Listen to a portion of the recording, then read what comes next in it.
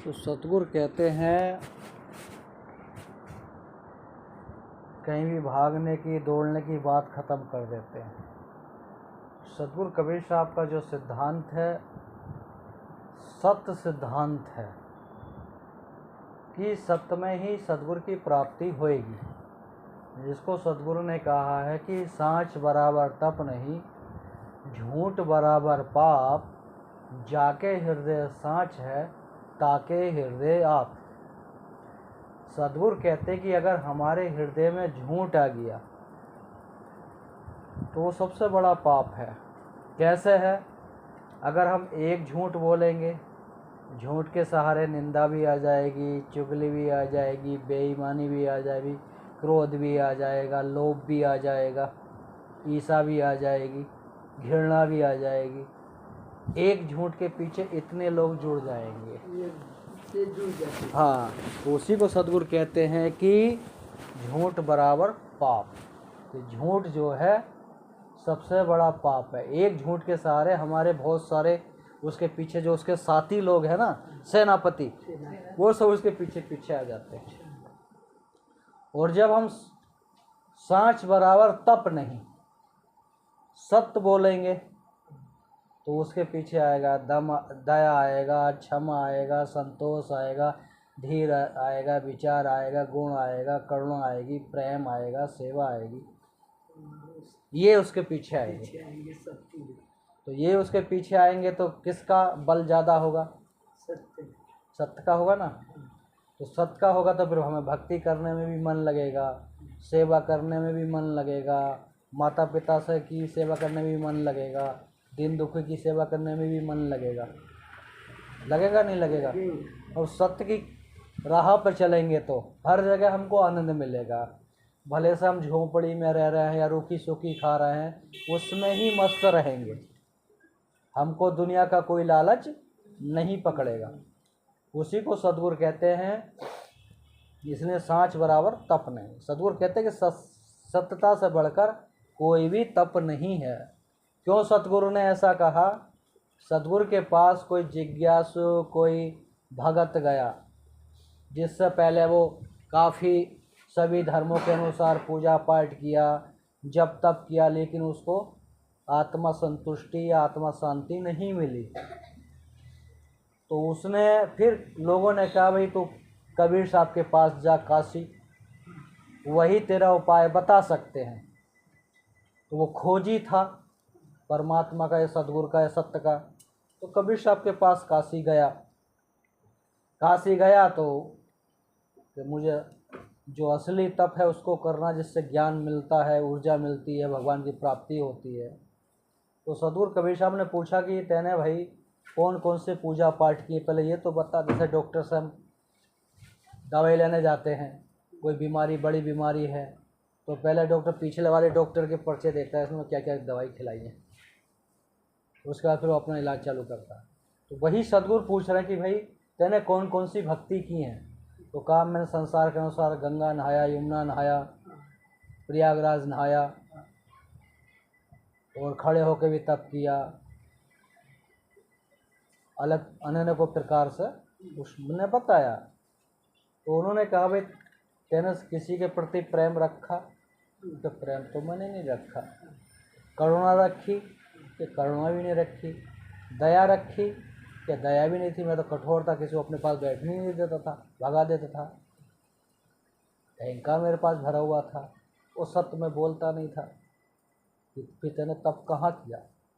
तो सतगुरु ने यही वाणी बोलकर उसको संतुष्ट किया कि सांच बराबर तप नहीं, झूठ बराबर पाप, जाके हृदय सांच है ताके हृदय आप। जो भी व्यक्ति इस वाणी के सिद्धांत से चलेगा उसको ज्ञान की प्राप्ति हो जाएगी। क्योंकि हम चलेंगे जब तो होएगी। केवल सुनेंगे, सुनने में तो कुछ देर के लिए मन की संतुष्टि होगी, है ना, लेकिन चलेंगे तो हर समय के लिए संतुष्टि हो जाएगी। तो इसलिए सतगुरु कहते हैं कि हमको सत्य मार्ग पर चलना है। क्योंकि किसी भी चीज़ को हम देखते रहेंगे तो देखने से भी एनर्जी होती है। जैसे कि ये मकान, इसमें हम महापुरुषों के फोटो लगा लेंगे तो उनको देख के हमारे हृदय में अच्छे विचार आएंगे।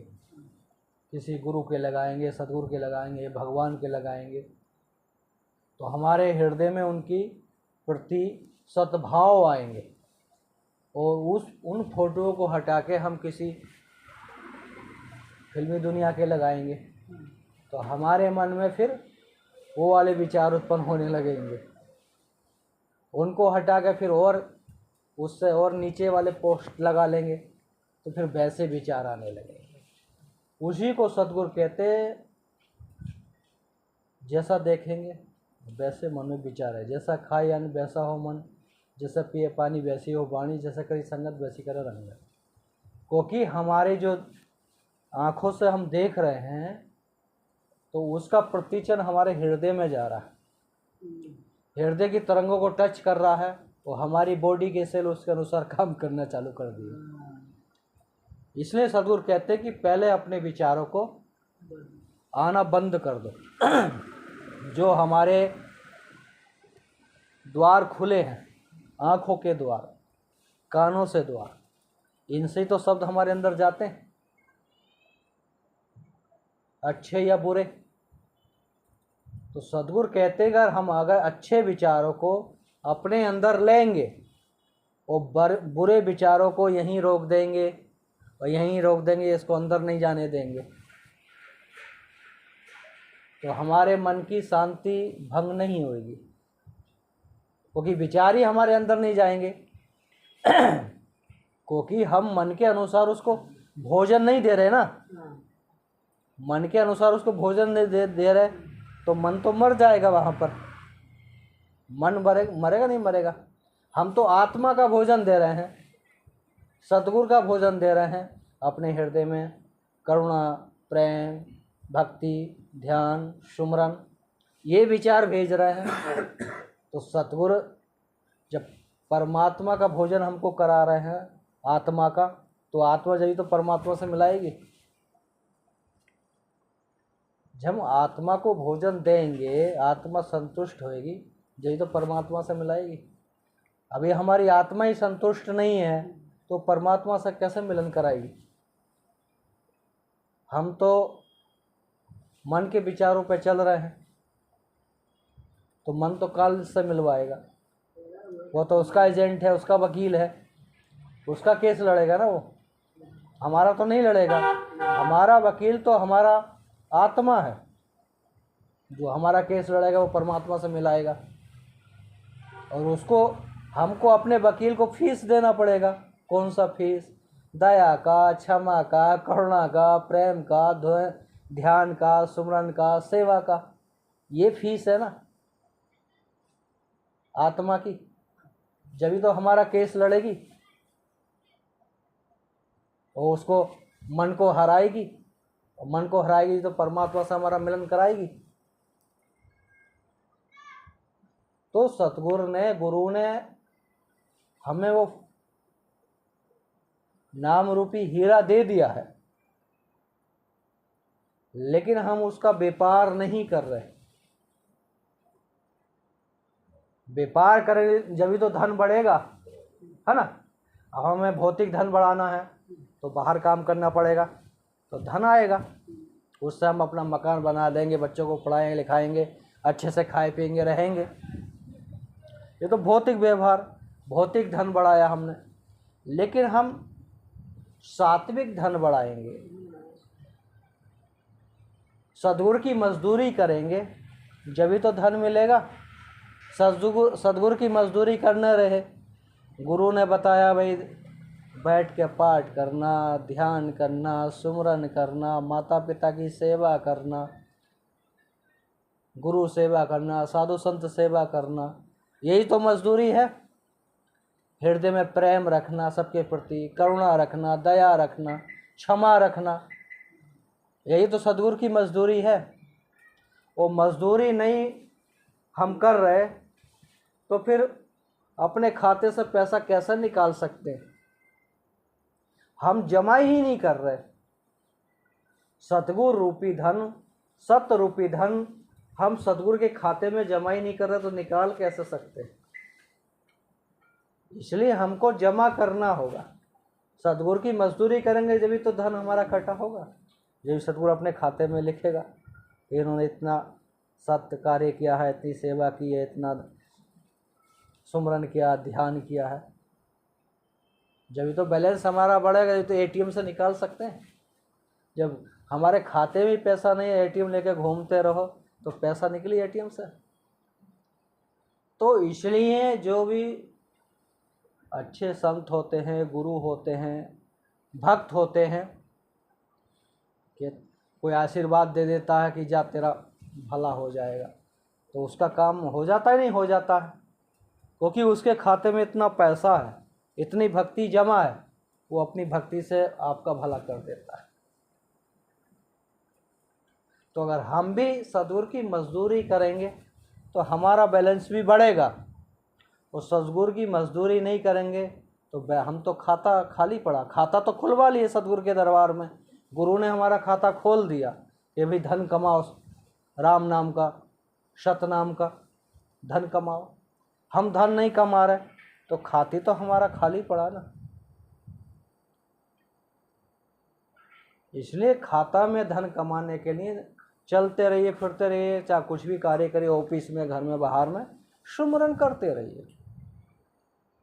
ये नहीं कि हम सब काम छोड़ के ही पाठ करेंगे, सब काम छोड़ के ही माला जपेंगे। सदगुरु ने ये नहीं कहा। सदगुरु ने कहा कि जहाँ आपको मन है रसोई बनाते हुए पाठ कर, सुमरन कर लीजिए, मन है चलते हुए कर लीजिए,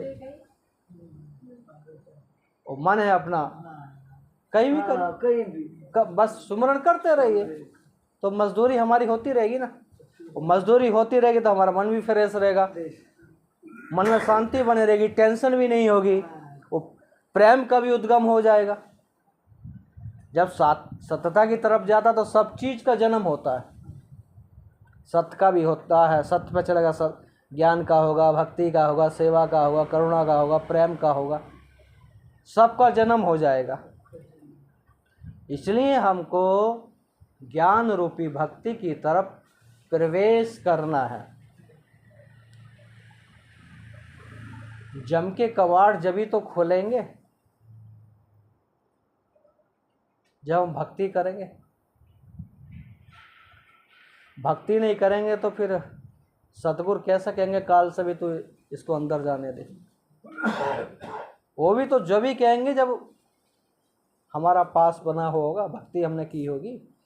किसी भी हम पार्टी में जाते हैं, वो पार्टी वीआईपी पार्टी होती है, और जिसके पास होता है गेट मैन उसी को अंदर जाने देता है ना। तो ऐसे ही हमारे पास भक्ति रूपी कार्ड होगा, वो काल निरंजन को दिखाएंगे, तुरंत जा भाई इनको जाने दे, इनको मत रोको, और अपने चौकीदार भेजेगा इनको पहुंचा के आओ वहाँ तक, कोई दिक्कत ना हो। लेकिन उस लेवल पे हमको चलना पड़ेगा। जैसे हम लोग रोज कपड़ा धोते हैं, शरीर को धोते हैं, लेकिन मन को कब धोते हैं? काम तो हमारा जब बनेगा जब मन को धोएंगे, और मन धोएगा भक्ति से, सेवा से, हाँ अच्छे कर्मों से, जाप से, ध्यान से। तो घर तो हमारा गंदा पड़ा है, जिसको सतगुरु कहते हैं तेरा गंदा पड़ा द्वारा कैसे आएंगे भगवान। सतगुरु कहते हैं कि जब हमारा घर गंदा पड़ा तो इसमें भगवान कैसे आएंगे। जैसे ये मकान है आपका, साफ सुथरा है, कोई भी आएगा, बाहर का मेहमान आएगा, आपकी प्रशंसा करेगा कि इस घर के जो मालिक हैं, जितने मेहमान हैं, घर को कितना बढ़िया से सजाया है, सुंदर लग रहा है, बैठने में मन लगेगा। और कोई का सामान इधर पड़ा, कोई उधर पड़ा, कोई उधर पड़ा, तो बैठने वाला जो व्यक्ति आएगा मन नहीं लगेगा। तो सद्गुरु कहते हैं कि बाहर की दृष्टि में हम मकान को शुद्ध करते तो बाहर का व्यक्ति आता तो प्रशंसा करता है, लेकिन हृदय रूपी मकान को हम शुद्ध करेंगे जब तो सतगुरु या गुरु मेहमान बन के आएगा, ये तो प्रशंसा करेगा कि हमारा भक्त बहुत बढ़िया, बहुत भक्ति करता है ना। तो कोई भी अनजान संत आएगा कि हाँ ये भक्त लग रहा है उसको, अब ये भक्त घर है, जैसे साहेब का बाहरी फोटो लगा है तो सोच जाएगा हाँ ये कबीरपंथी या कबीरपंथी भगत है। तो उसके मन में एक, भले से आपके घर नहीं आएगा लेकिन एक प्रेम उग जाएगा आपको केवल साहेब का फोटो देखते ही, तो ये भगत है, तो वो प्रशंसा होने लगी। लेकिन हम अपने हृदय रूपी मकान को शुद्ध करना पड़ेगा। वो शुद्ध वही होगा जब ज्ञान की झाड़ू लेंगे, ज्ञान की झाड़ू से कूड़ा बाहर करेंगे, काम को, क्रोध को, लोभ को, मोह को, निंदा को, चुगली को, बेईमानी को, झूठ को, इसको जब हटाएंगे जब तो मकान हमारा शुद्ध होएगा। जब शुद्ध होगा मकान जब तो इसमें सद्गुरु प्रकट होएगा। जिसको सद्गुरु ने कहा है, सबगट मेरे साइया सूनी सहज न कोय, बलिहारी वा घट की जा प्रगट होए। सद्गुरु कहते हैं कि सभी जीव आत्मा के अंदर परमात्मा बैठा, अंश बैठा है, लेकिन बलिहारी उसकी है जिसने प्रकट कर लिया।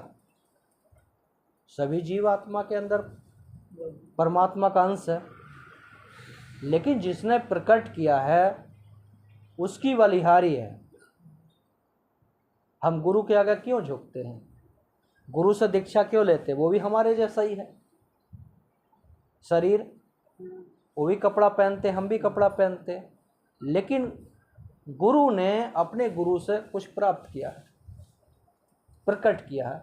जब भी तो गुरु के आगे झुकते हैं, गुरु को हम नमस्कार करते हैं या संतों को नमस्कार करते हैं।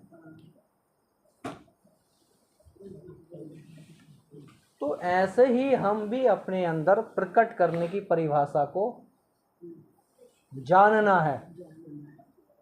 वो प्रकट वो उसी चीज से होगा, दया से, क्षमा से, संतोष से, धीर से, विचार से, गुण से, भक्ति से, सेवा से, ध्यान से, पूजा से, पाठ से, जाप से, इन चीज़ों से तो प्रकट होएगा। ये जब सब चीज़ें हमारे हृदय में आएंगी जब ही तो सद्गुरु प्रकट होएगा। और हमारे हृदय में तो विकार है, तो विकार में फिर कूड़े कचड़े में सद्गुरु कहाँ प्रकट होएगा? इसलिए हमारे मन में जो कूड़ा कचड़ा है उसको डिलीट करना पड़ेगा। जैसा फ़ोन है, मोबाइल है, ये मोबाइल अगर हैंग करेगा तो इसमें जो फालतू फ़ोटो है या वीडियो है उसको हम डिलीट करेंगे, ये खाली होएगा तो इसका हैंग होना बंद हो जाएगा, है ना। और अगर इसमें से हम फ़ोटो डिलीट नहीं करेंगे, वीडियो डिलीट नहीं करेंगे, मेमोरी इसकी फुल हो जाएगी तो ये हैंग होगा, गर्म होने लगेगा, और ज़्यादा गर्म होगा तो फट भी जाएगा। बहुत से मोबाइल फट जाते हैं हैंग होने के बाद। ऐसे ही अगर हमारे मन में ज़्यादा विचार उत्पन्न हो जाएंगे, मन हमारा लॉस हो जाएगा, मेमोरी भर गई, तो उन जो वायरस हमारे मन में आ गए हैं विकारों के, उसको धीरे धीरे डिलीट करेंगे ना। जैसे फ़ोन में से करते, फ़ोन खोले, ये फ़ोटो ठीक नहीं इसको डिलीट करो, ये फ़ोटो ठीक नहीं इसको डिलीट करो, ये वीडियो ठीक नहीं इसको डिलीट करो, तो फ़ोन धीरे धीरे खाली हो जाता है। ऐसे ही हम भी अपने मन के जो गलत फ़ोटो हैं, गलत वीडियो हैं, गलत विचार हैं, उनको धीरे धीरे डिलीट करेंगे तो हमारा मन भी फ्रेश हो जाएगा। और जब मन दिमाग खाली होएगा तो फिर उसमें शांति खुद ही उत्पन्न हो जाएगी, प्रेम खुद ही आ जाएगा, क्योंकि गलत विचार तो हमने बिल्कुल हटा दिए। फिर तो ज्ञान का उद्गम हो जाएगा, भक्ति का उद्गम हो जाएगा। तो इसलिए अपने जीवन में सद्गुरु का कहना यही है कि झूठ का सहारा छोड़ो, सत्य का सहारा ले।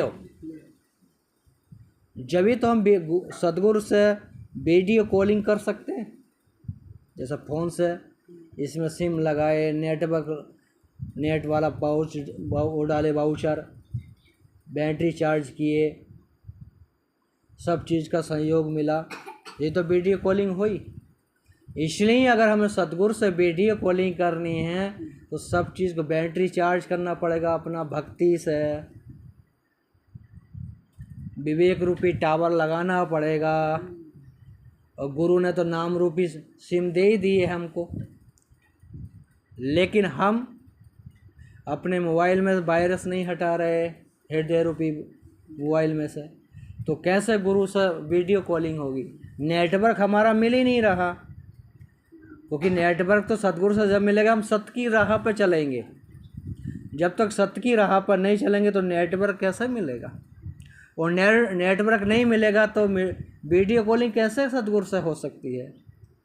कैसे हम अपने अंदर या बाहर सतगुरु को देख सकते हैं? तो अगर ऐसा नेटवर्क मिल जाएगा हमारे अंदर तो सतगुरु हर जगह दिखाई देने लगेगा, माँ के रूप में, पिता के रूप में, पत्नी के रूप में, पति के रूप में, बच्चे के रूप में। वो परिभाषा आती है जब उस लेवल पे हमारी भक्ति प्रबल होती है। इसलिए हम अपने विकारों को ख़त्म करेंगे, जिसको सतगुरु ने कहा कि बुरा जो देखन में चला, बुरा न मिलिया कोई, जो दिल खो जाए अपना, मुझसे राना कोई। तो सतगुरु कहते हैं कि भाई हम दूसरे की बुराई खोज रहे हैं,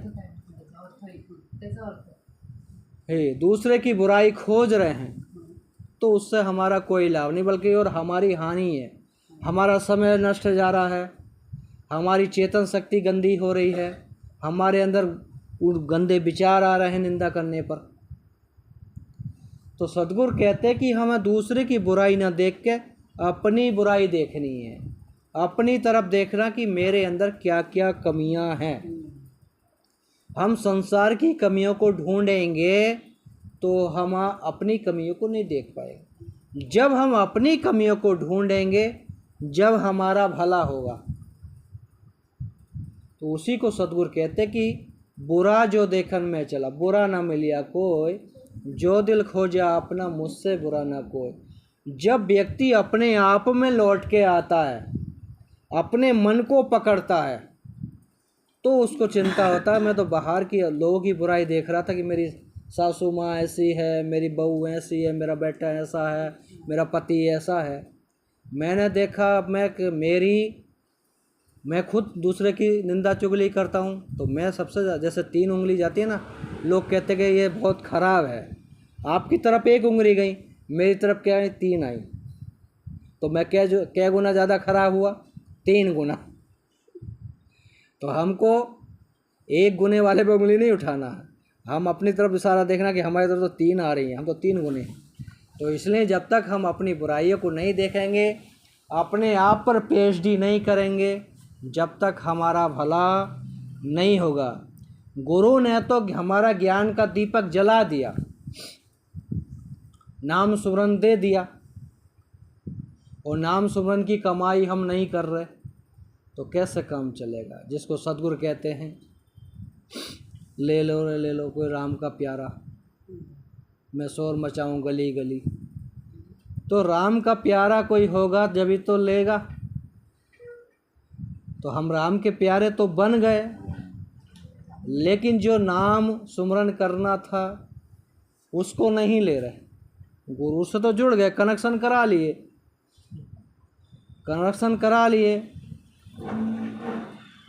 मीटर बराबर चल रहा है, समय रूपी मीटर चल रहा है, कनेक्शन करा लिए, लेकिन भक्ति रूपी बिल भर नहीं रहे हम। भक्ति रूपी बिल भरेंगे जब ही तो हमारा काल निरंजन का वो जो भार हमारे ऊपर ख़त्म होगा। इसलिए अपने, जिसको सतगुरु कहते हैं कि दर्पण में मुख देखिए, कभी ना हो चित भंग, गुरु के वचन संत की सेवा, चढ़े सवाया रंग। क्योंकि हम सुबह शाम नहाते धोते हैं, शीशा देखते हैं, जिसको उसी को दर्पण कहते हैं। क्यों देखते हैं? कि हमारे चेहरे पे क्या क्या लगा है। कोई गलत चीज़ लगी होती है चेहरे में देख के, उसी दर्पण में देख के उसको हटा देते हैं। तो सद्गुरु कौन सा दर्पण कह रहे हैं? ज्ञान रूपी भक्ति रूपी दर्पण देखिए।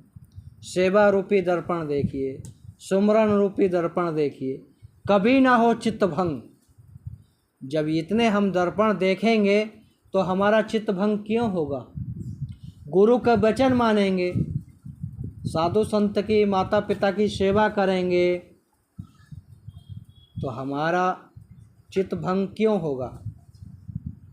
और सब हमारी तो भक्ति सवाया रंग चढ़ेगा ना, हो सवाया रंग। दिनों दिन हमारी भक्ति बढ़ती रहेगी। हम ज्ञान रूपी, भक्ति रूपी दर्पण देखते रहेंगे तो। वो दर्पण देखना बंद कर देंगे, दर्पण लगी काई और कहाँ से दर्शन पाई। दर्पण हमारा गंदा है, हृदय रूपी दर्पण, उसको हमने सफाई नहीं किया तो फिर उसमें काई लगी है तो कहाँ से दर्शन पाएंगे सद्गुरु का, है ना। तो इसलिए दर्पण को जो है मांझना पड़ेगा, ज्ञान रूपी पोछा लगाना पड़ेगा, सेवा रूपी पानी लगाना पड़ेगा, फिर उसको धीरे धीरे सफा हो जाएगा। क्योंकि साबुन ले ले, पानी ले ले, मलमल काया धोई रे, अंतर घट में दाग ना छूटे, निर्मल मन कैसे होई रे। तो हम अपने अंदर के दागों को धोएंगे जब ही हमारा मन निर्मल होएगा, जब ही हमारे पीछे पीछे भगवान घूमेगा। जिसको सतगुरु ने कहा है, ये मन निर्मल भया जैसे गंगा नीर, पाछे पाछे हरि फिरै कहत कबीर कबीर। सद्गुरु कहते हैं अगर हमारा मन निर्मल है, शांत है, जैसे गंगा नीर, गंगा के जल में पशु भी नहाते हैं, आदमी भी नहाते हैं, जीव जंतु भी उसमें रहते हैं। और कुछ जीव जंतु ऐसे रहते हैं उसमें पैदा होते हैं, उसमें मर जाते हैं। और बड़े बड़े शहरों के उसमें अच्छे बुरे पानी भी आ रहा है, प्रवेश हो रहा है, लेकिन फिर भी उस गंगा के जल को हम पवित्र मानते हैं, उसमें स्नान करते हैं, उस पानी को घर लाते हैं, कोई पूजा पाठ में या किसी अंतिम संस्कार में उसको पिलाते हैं, तो हम उस पानी को निर्मल मानते हैं। तो सद्गुरु कहते हैं कि ऐसे मन को, अपने मन को निर्मल करो जैसे गंगा नीर। क्योंकि गंगा के नीर में हम कितने भी गंदिया चीज़ डालते हैं लेकिन फिर भी उसको गंदा नहीं मानते। तो सद्गुरु कहते हैं अगर हम अपने मन को ऐसा बना लेंगे, कोई हमको गाली दे, कोई हमारी निंदा करे, कोई हमारी चुगली करे, है ना, तो भी हमारे ऊपर उसके शब्दों का असर नहीं हो, हमारा मन निर्मल रहे, उसकी बातों पे की वजह से हमारा मन हलचल नहीं हो, गंदा नहीं हो। हम बदल के उसको जवाब देंगे तो मन गंदा है ना, जब तो जवाब दे रहे हैं। वो मन निर्मल है तो सुनकर छोड़ दें, ये तो ऐसे बोलता रहता है, इस अज्ञानी जीव है, कोई बात नहीं, बोल के चला जाएगा, ऐसे उसको टाल देंगे कि अज्ञानी जीव है, इसको ज्ञान नहीं है, इसलिए बोलते रहते हैं। तो हमारे मन की जो निर्मलता है अच्छी हो जाएगी और हम जिस भगवान को ढूंढ रहे हैं संसार में, वो भगवान हमारे पाछे पाछे घूमने लगेगा। पीछे पीछे हरि फिरै कहत कबीर कबीर। क्योंकि सद्गुरु कहते कि वो ऊर्जा, वो रिमोट आपके पास है, आप भगवान को भी पीछे घुमा सकते हो, लेकिन उस रिमोट के अनुसार चलोगे, बटन दबाओगे, जब तो गाड़ी चलेगी। तो उसके बटन क्या हैं गाड़ी चलाने के लिए? दया है, क्षमा है, संतोष है, धीर है, विचार है, गुण है, भक्ति है, सेवा है, सुमरन है, ध्यान है। यही तो रिमोट के नंबर हैं। जब इनको दबाएंगे जब तो गाड़ी चालू होएगी, और नंबर दबाए न रहे गाड़ी कैसे चालू होएगी? गाड़ी में चाबी लगाएंगे जब तो गाड़ी चालू होएगी, फिर रेस देंगे, गियर डालेंगे, जब ही गाड़ी चलेगी। इसलिए कहीं से भी समझा सकते हैं, बात तो सत्य पे ही आन कर रुकेगी। तो इसलिए अपने जीवन में सत्य की खोज करेंगे, जब ये ऐसी शीतल हवा प्राप्त कर सकते हैं। जैसे पंखे में बैठे ना, शीतल हवा मिल रही है, मन को, शरीर को गर्मी नहीं लग रही। ऐसे ही अगर हम भक्ति रूपी फैन लगा लेंगे तो वो ठंडी हवा हमको देगा, मन हमारा शांत रहेगा, मन प्रसन्न रहेगा, क्रोध की गर्मी हमारे ऊपर असर नहीं करेगी। एसी क्यों लगाते हैं? शरीर को ठंडा करने के लिए लगाते नहीं लगाते। ऐसी अगर हम भक्ति करेंगे, सेवा करेंगे, तो हमारा अहंकार रूपी जो गर्मी दे रहा है ना हमारे मन को, उसको वहीं रोक देगा कि तेरा काम नहीं है, हमारे पास भक्ति रूपी एसी लगी है। तो भक्ति रूपी एसी लगाएंगे तो अहंकार रूपी, क्रोध रूपी, लोभ रूपी, झूठ रूपी जो गर्मी है वहीं खड़ी रह जाएगी कि तेरा यहाँ हमारा कोई काम नहीं है, तो खुद ही एसी चल रही है। तो हम अपने मन को एसी बना लेंगे तो काल निरंजन कितने भी दूत भेजेगा उनकी दाल नहीं गलेगी एसी के सामने। तो ऐसा हम अपने मन को बना लें कि हम अपने मन को इतना शीतल बना लें कि कोई भी आया तो हमारे पास आन के जम जाए। जैसे फ्रिज में बर्फ़ जमाते नहीं जमाते, उसका वातावरण 0- होता है, बर्फ़ जम जाता है। कितनी भी गर्मी हो, लाइट है और फ्रिज है, पानी उसमें रख दें तो बर्फ़ बन जाएगा। ऐसे ही अगर हम भी फ्रिज के तरह अपने मन को इतना शीतल बना लेंगे कि कितना ही गर्म पानी आएगा, मतलब कोई व्यक्ति क्रोध में आया झगड़ा करने के लिए, हमने उससे कहा भैया नमस्कार भैया बैठ पानी पी, बाद में झगड़ा करना, तो वो शीतल हो जाएगा नहीं हो जाएगा। फिर उसको पानी पिलाएंगे, फिर खाना खिलाएंगे, फिर पूछेंगे अब बता भैया क्या हाल चाल है, क्या भैया कुछ नहीं मैं ऐसे ही आया था, मैं चलो घर। फिर वो ठंडा होकर चला जाएगा। तो आपकी एसी इतना ठंडा है, यही तो आपने उसके क्रोध को ठंडा कर दिया।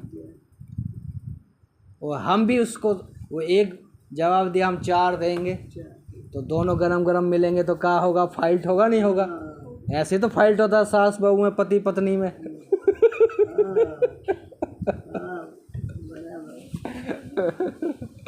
इसलिए अपने मन को शांत बनाना है ना?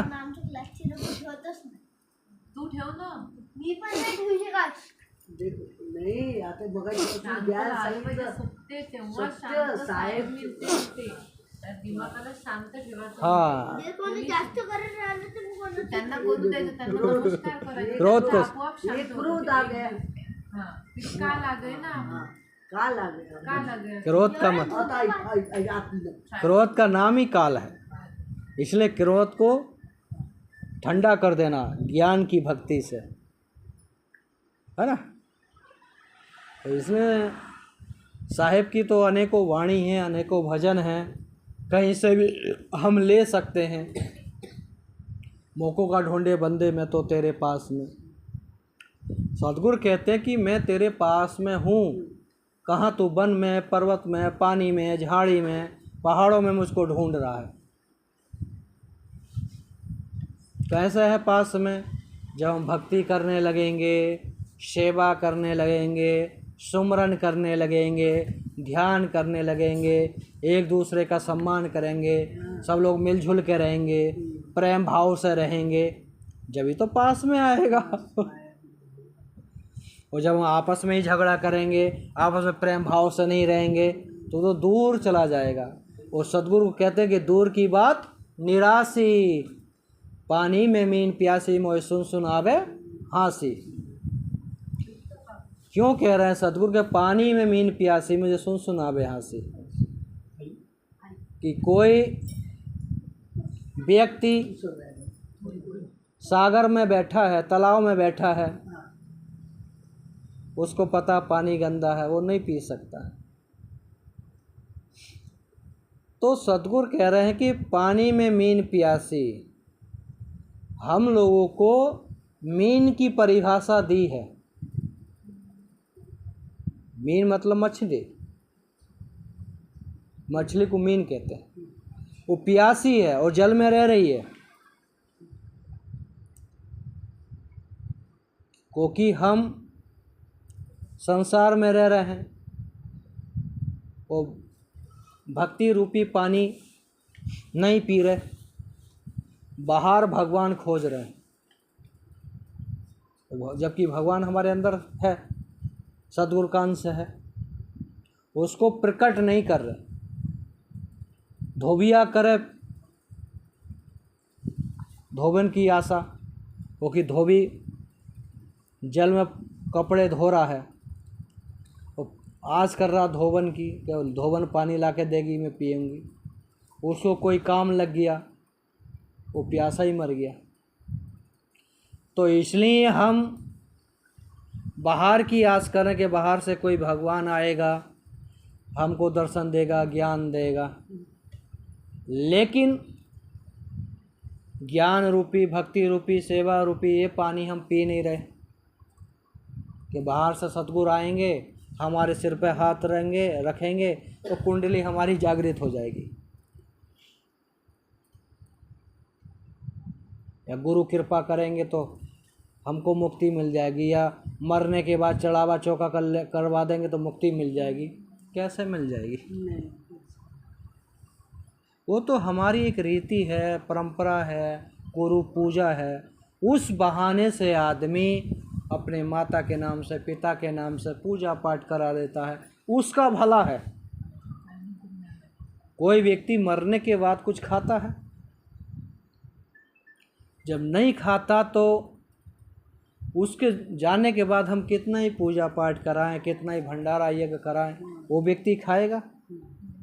इसलिए जो भी सेवा करना है माता पिता की, सास ससुर की, पत्नी की, पति की, बच्चों की, जिंदगी कीजिए, जब तो आशीर्वाद मिलेगा।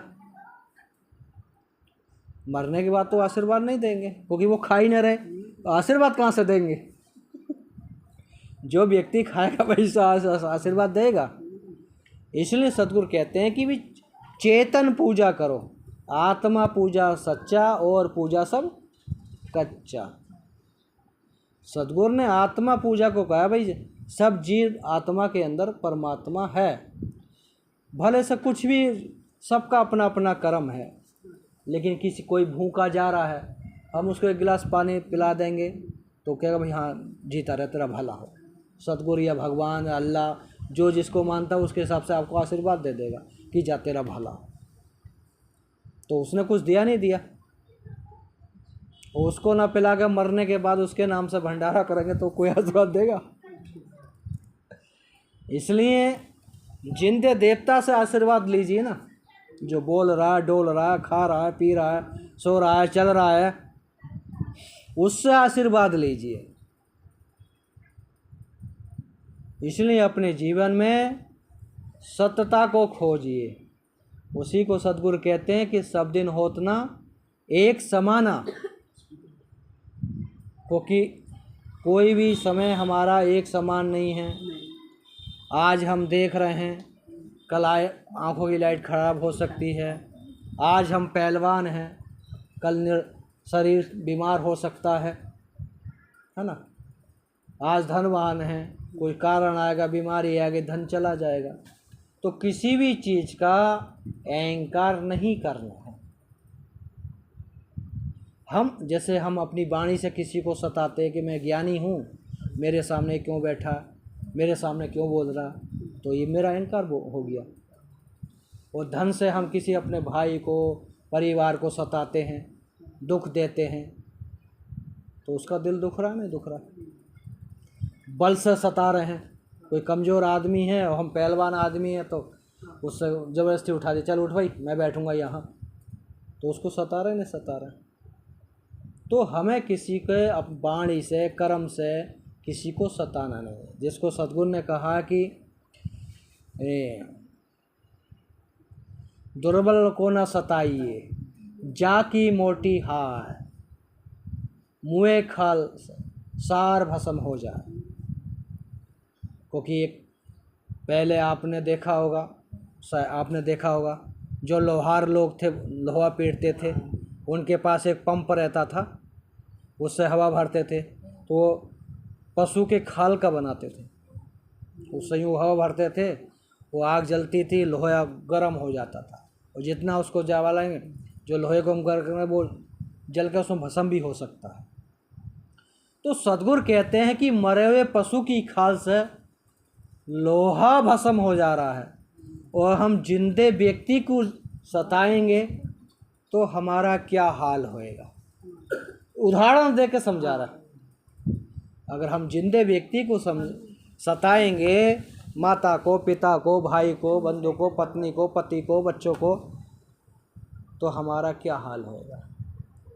इसलिए अपनी वाणी से, अपने कर्म से किसी को सताना नहीं है।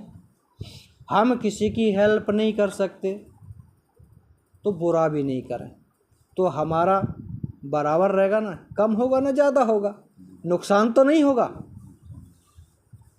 इसलिए हमको अपना घाटा नहीं करना है।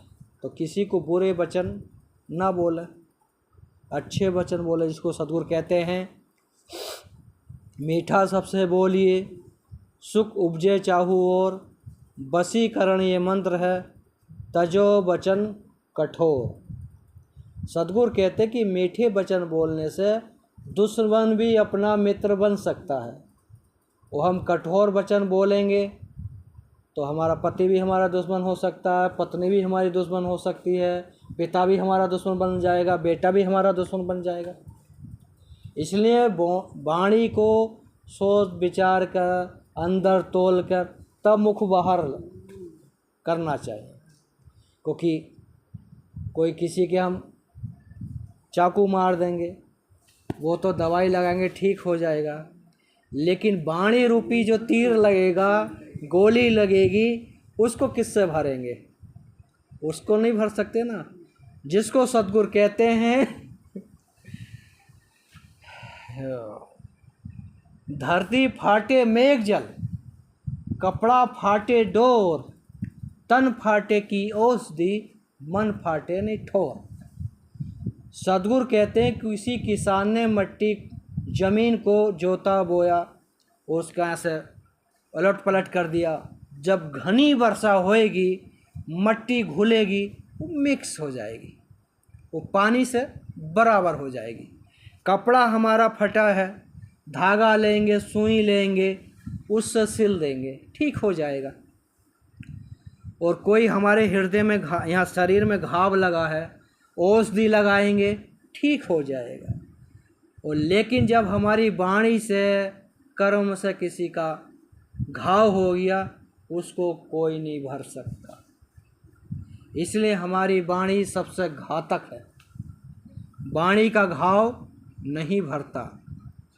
वाणी का ही घाव था जो महाभारत का युद्ध हुआ, क्योंकि ऐसा चमचमाता हुआ शीशे का फरस था।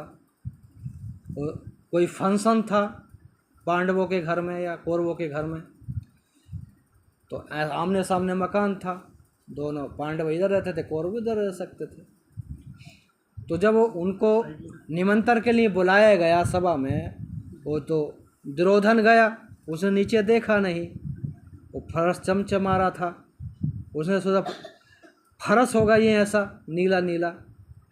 जब उसने पाँव रखा था पानी, तो उसमें गिर गया।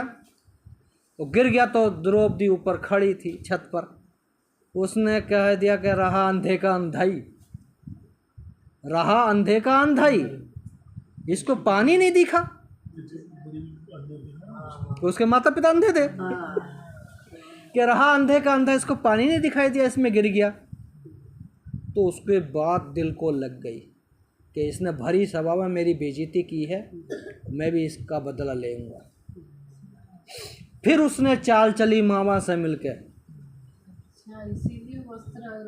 हाँ, फिर चाल चली कि इनको कैसे नीचा दिखाना है। तो पांचों पंडों को, धर्मराज को जुआ खेलने में मना लिया, भाई जुआ खेलेंगे आज, राजपाट तुम जीत गए तो हम तुम्हें दे देंगे, तुम जीत गए तो हमें दे देना। उसका मामा था ही, मामा बहुत चतुर चालाक था, शकुनी। तो उसने पासा फेंका तो जो अर्जुन का बड़ा भाई है हार गया। फिर उसने फिर क्या और कुछ आपके दाव पे है क्या? हमने अपना पूरा राजपाट लगा दिया दाव पे, पहले धन लगाया फिर राजपाट भी लगा दिया, वो लगा दिया, फिर हार गया।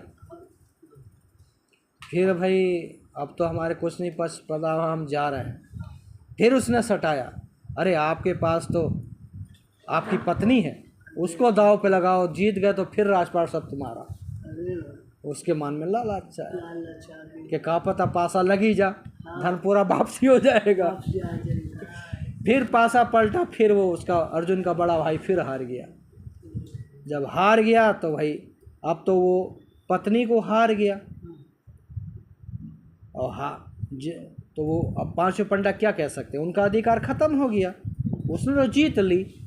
अब कोई वस्तु आपने खरीद ली, अब ये गमला आपका है, इसको तोड़ो फोड़ो कुछ भी करो, दुकानदार सॉरी कुछ कहेगा आपसे,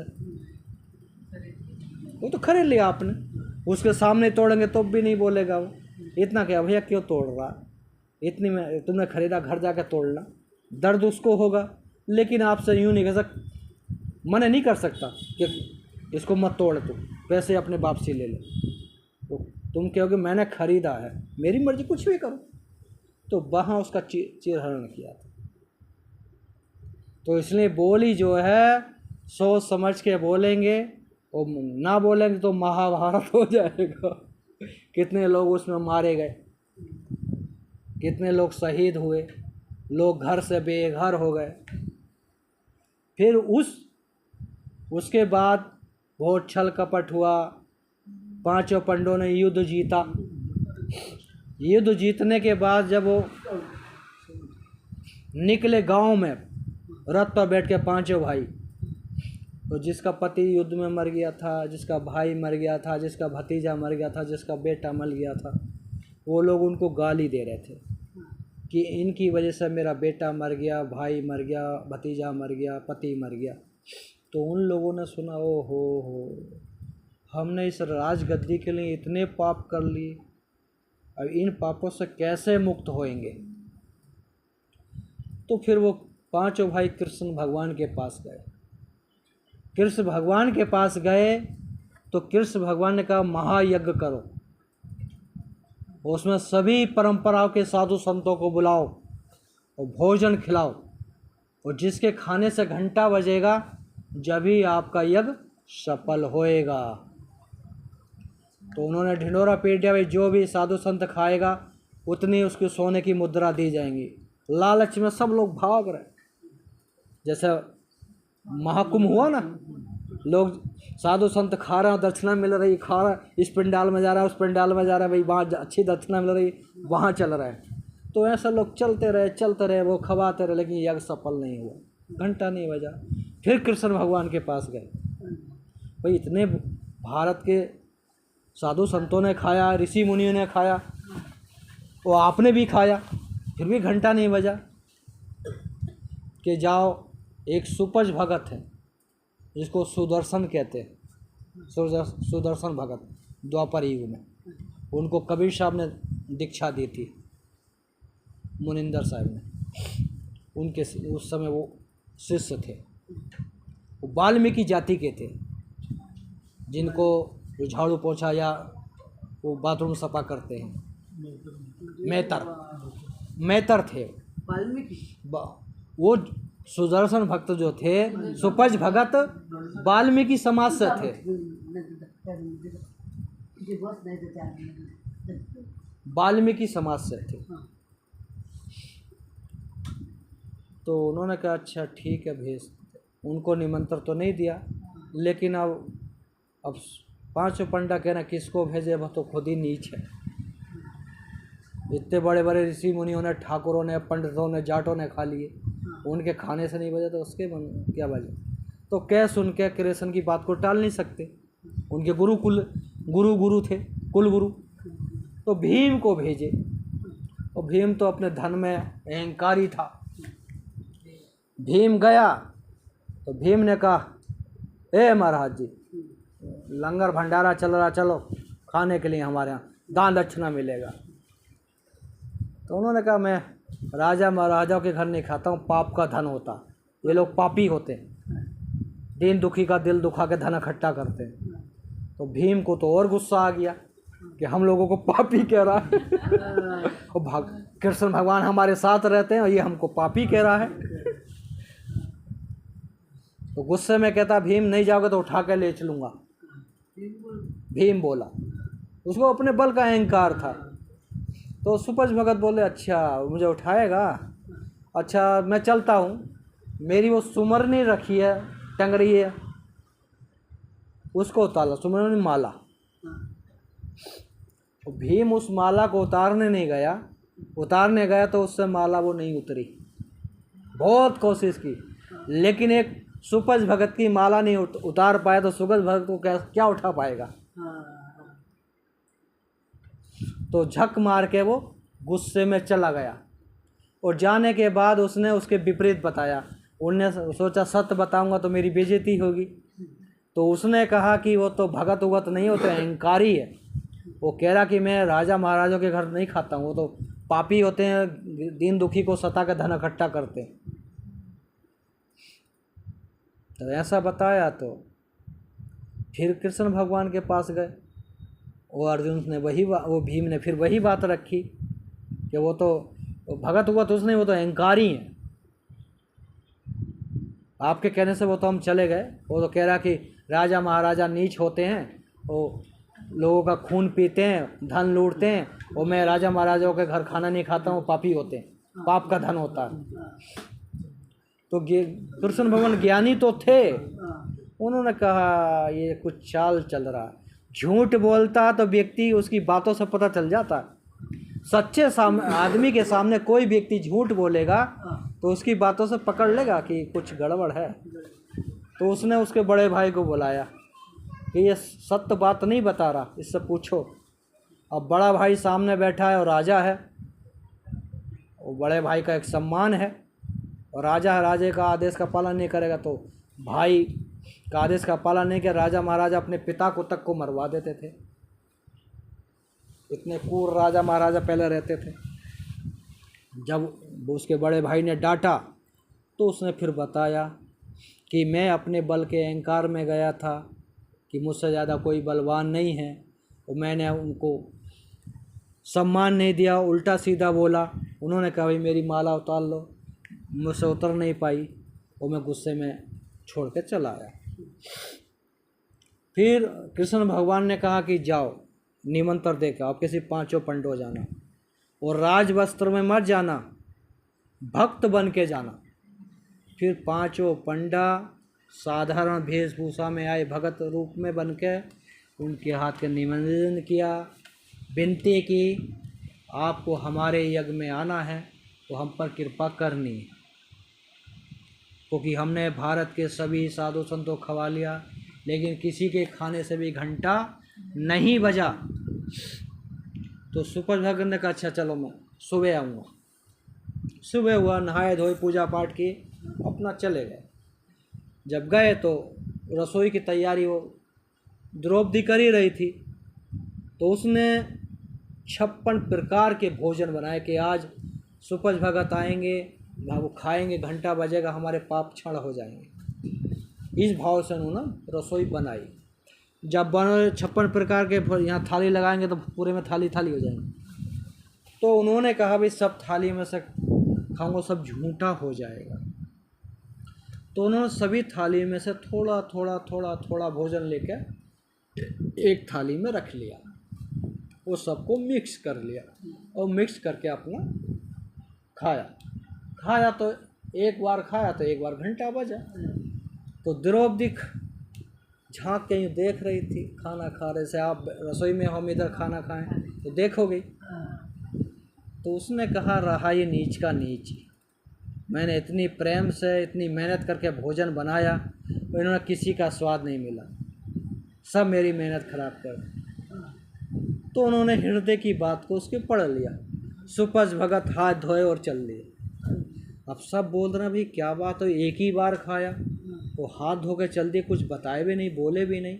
उन्होंने कहा कोई बात नहीं, मेरा भोजन हो गया, मैं जा रहा हूँ। तो फिर कृष्ण भगवान के पास गए कि ऐसे से बात हुआ, थाली में उन्होंने भोजन रखा था, एक ही बार खाया और हाथ धो के चले गए, कुछ किसी से बोले भी नहीं, और ना हम लोग कुछ कहे उनसे। तो कृष्ण भगवान ने कहा भाई किसी ने कुछ ना कुछ तो कहा है, फिर सब लोगों को बुलाया, उनके पूरे बच्चों को, पत्नी, सब लोग आए। और बताओ भाई किसने क्या कहा? भीम भी वो अर्जुन भी मना कर दे, भीम भी कर दे, पांचों पांडवों ने मना कर दिया कि हमने तो कुछ नहीं कहा। तो उन्होंने कहा मन में किसी ने कुछ कहा था, मन से कुछ कहा था किसी ने? तो सबने मना कर दिया। फिर बहुत देर बाद द्रौपदी बोली कि मैंने मन से कहा था महाराज, कि मैंने इतनी मेहनत से करके व्यंजन बनाए थे 56 प्रकार के, और इन्होंने काय का स्वाद नहीं लहा, एक में मिला के खा रहे हैं, रहे नीच के नीच। इतना मैंने कहा था कि यही तुमने गलत कहा। तुम्हारे हृदय की बात को पढ़ लिए, वो अंतर्यामी है, कबीर साहब के शिष्य हैं। कि अब क्या करा जा कि भैया फिर तुम जाओ, फिर उनसे विनती निवेदन करो। तो फिर पांचों पंडा फिर आए, साथ में द्रौपदी भी आई। फिर सबने चरण पकड़े, विनती करी, निवेदन किया कि महाराज कृपा कर दो, हमसे गलती हुई, हम अनजान व्यक्ति हैं, आप जैसे ज्ञानी नहीं हैं। वो तो हमारे गुरु इतने अच्छे, उन्होंने उपाय बता दिया, ना तो हम तो नरकी प्राणी हैं। तो सुपज भगत फिर गए, तारीख बता दिया, फिर उसने प्रेम भाव से भोजन बनाया, फिर सुपज भगत ने फिर सब में से थोड़ा थोड़ा लिया, फिर खाया, फिर घंटा बाजा, फिर उनका यज्ञ सफल हुआ। इसलिए कोई व्यक्ति जाति से, धर्म से नीच नहीं होता है, अपने कर्म से होता है। तो वही सुपज भगत ने यज्ञ सफल किया। तो इसलिए हम भी सद्गुरु की सेवा करेंगे, ध्यान करेंगे, सुमरन करेंगे, पाठ करेंगे, तो हमारा भी यज्ञ सफल हो जाएगा। कोई भी भूखा प्यासा आया उसको भोजन खिला देंगे, क्या पता उसके आशीर्वाद से हमारा क्या हो जाए, किस रूप में भगवान मिल जाए, है ना? माता के रूप में, पिता के रूप में, भाई के रूप में, पत्नी के रूप में, किसी के रूप में मिल सकते। तो इसलिए कहने का तात्पर्य है, सत्य की खोज करो, भजन भक्ति करते रहो, सद्गुरु की कृपा 100% होएगी, कोई नहीं रोक सकता। इसलिए अपने जीवन में भजन भक्ति करते रहो। बोलिए सद्गुरु कबीर साहेब की साहेब बंदगी, साहेब बंदगी, साहेब। वाल्मीकि वो कौन थे साहब?